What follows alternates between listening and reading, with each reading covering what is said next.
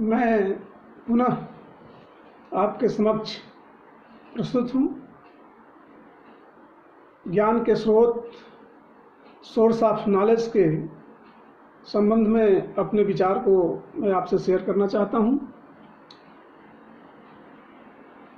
Sense source of knowledge के लिए प्राचीन काल के चिंतक हों, मध्यकाल के चिंतक हों, वर्तमान चिंतक हों या जिस किसी विचारधारा के मानने वाले हों, लगभग प्रत्यक्ष, अनुमान, अपमान, शब्द, अनुपलब्धि, अर्थापत्ति आदि को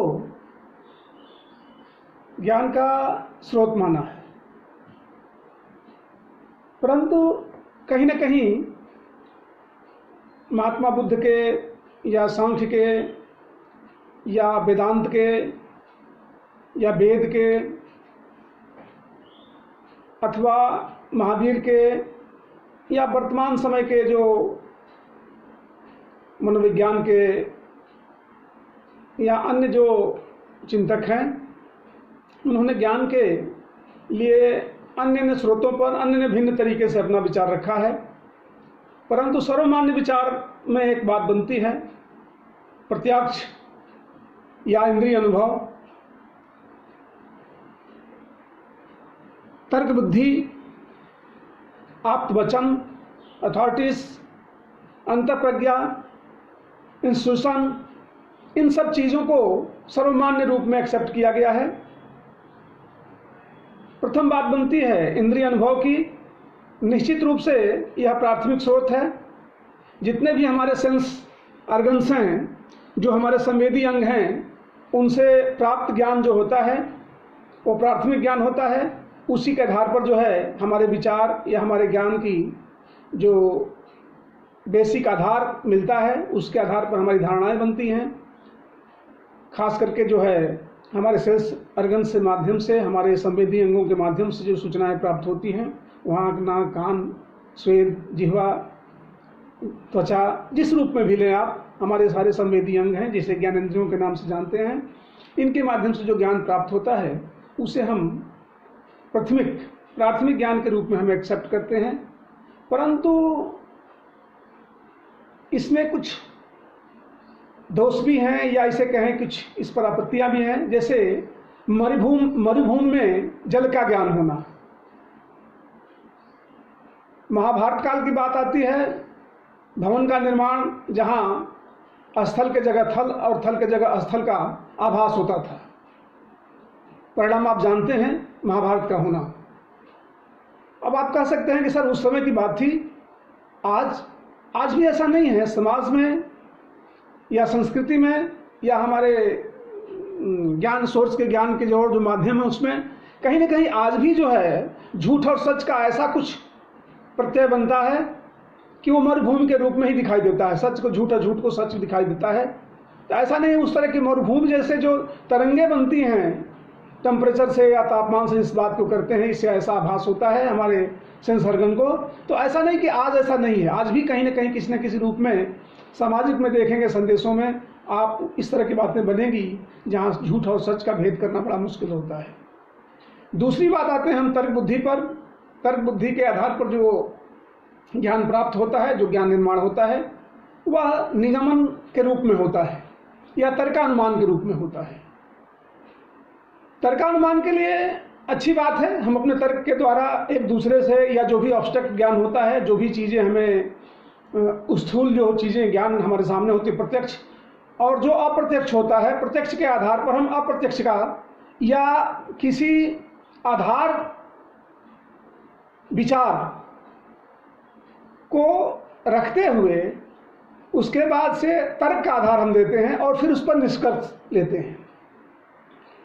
एक बेस सेंटेंस होता है, एक बेस जो है वाक्य होता है, बेसिक जो वाक्य, आधार वाक्य जिसे कहेंगे, उस आधार वाक्य को हम दृष्टिगत रखते हुए तर्क का वाक्य तैयार करते हैं, तर्क देते हैं उसको, और उसके बाद उस आधार और तर्क वाक्य की मिलाकर के हम जो है किसी न किसी रूप में ज्ञान को एक्सेप्ट करते हैं। प्रति इसमें भी ऐसा नहीं है कि दोष नहीं है। दोष इस प्रकार से है कि यदि आधार वाक्य सही है फिर से तर्क वाक्य सही है तो परिणाम सही होगा। यदि आधार वाक्य गलत है, तर्क वाक्य सही भी हो तो परिणाम गलत होगा। यदि आधार वाक्य सही हुआ और तर्क वाक्य गलत हुआ तभी परिणाम गलत होगा। यदि आधार वाक्य गलत है और तर्क वाक्य भी गलत है तो परिणाम गलत होगा ही।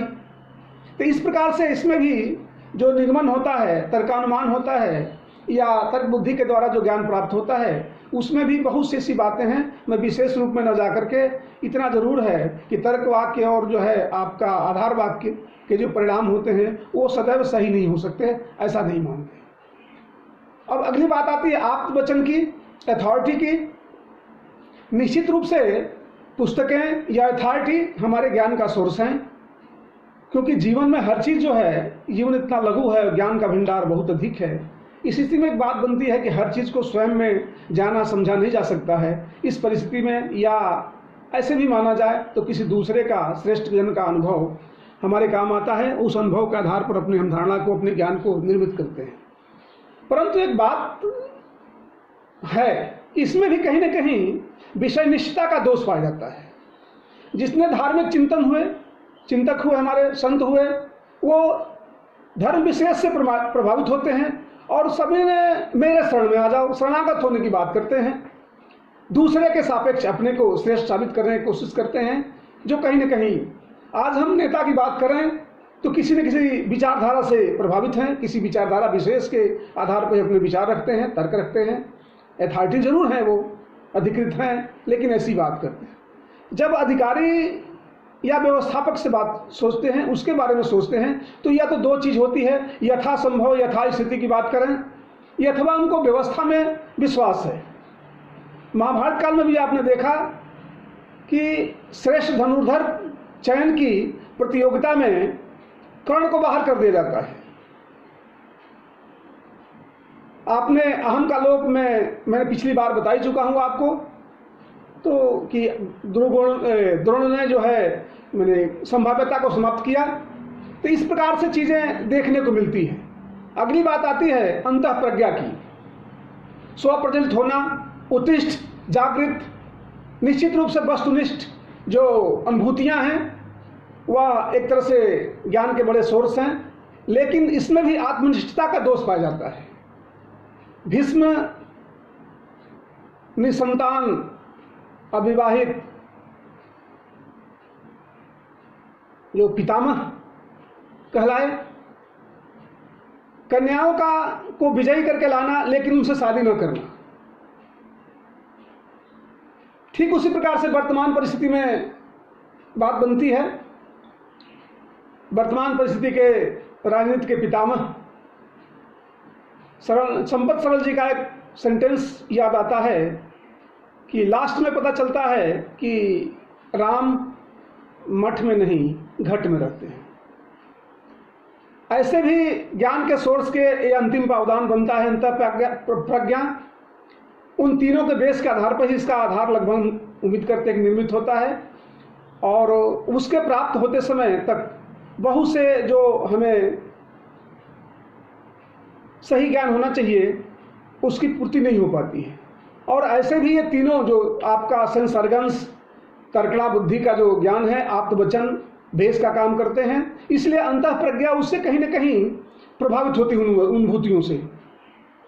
तो इसलिए जो है इसकी संभावनाएं कम लोगों में बनती हैं, कम बनती हैं। इस प्रकार से देखा जाए तो लास्ट में यही मैं कहूँगा कि जब कभी ज्ञान के बारे में कोई अवधारणा निश्चित की जाए तो उसमें इंद्रिय अनुभव, तर्क बुद्धि, अथॉरिटी, आप्त वचन और अंतः प्रज्ञा का समावेशित जो ज्ञान हो उसी को हम ज्ञान के रूप में एक्सेप्ट करेंगे तो प्रासंगिक होगा, उपयोगी होगा, सार्थक होगा। धन्यवाद। जय भारत।